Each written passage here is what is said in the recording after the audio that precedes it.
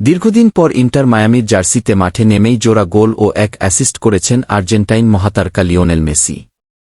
তার জাদুকরি দিনে ফিলাডেলফিয়ার বিপক্ষে মায়ামি জিতেছে ৩-১ ব্যবধানে।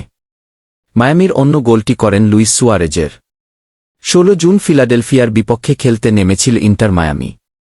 লিওনেল মেসি তখন কোপা আমেরিকায় খেলতে জাতীয় দলের সঙ্গে ব্যস্ত।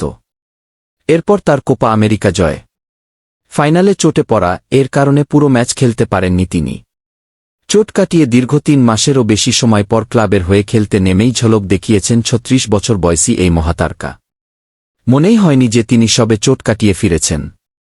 অবশ্য চেজ স্টেডিয়ামে শুরুতে গোল হজম করে ইন্টার মায়ামি। খেলার বয়স ২ মিনিট হতে না হতেই জালে বল ছুঁয়ে ফেলেন মিকায়েল উহরে। ২৬ মিনিটে গোল শোধ করে স্বাগতিক দল। বলটা বাড়ানো হয়েছিল প্রায় মাঝমাঠ থেকে, ফার্স্ট টাচেই মেসির দিকে এগিয়ে দেন সুয়ারেজ। মেসি শুরুতে বক্সের বাইরে বোকা বানান ফিলাডেলফিয়ার ডিফেন্ডার কাই ওয়েগনারকে, এরপর একটু এগিয়ে গিয়ে ডান পায়ের আড়াআড়ি শটে বল জালে। লিড নিতে খুব বেশি অপেক্ষা করতে হয়নি মেসির দলকে। ৩০ মিনিটে বাম দিক থেকে বল সোজাসুজি মেসির উদ্দেশ্যে এগিয়ে দেন জর্দি আলবা। জাদুকরি বা পায়ে এবারও মেসির ফার্স্ট টাচ, বাক খাওয়া শটে বল গোলরক্ষকের হাতে লেগে প্রবেশ করে জালে। মেজর সকার লিগের এ মৌসুমে ১৩ ম্যাচে মেসির এটা ১৪তম গোল। প্রথমার্ধেই ২-১ ব্যবধানে এগিয়ে যাওয়া ইন্টার মায়ামির হয়ে যোগ করা সময়ে শেষ গোলটি করেন লুইস সুয়ারেজ, অ্যাসিস্টদাতা খোদ মেসি। এ জয়ের ফলে ইস্টার্ন কনফারেন্স লিগে ২৮ ম্যাচে ৬২ পয়েন্ট নিয়ে সবার শীর্ষে মায়ামি।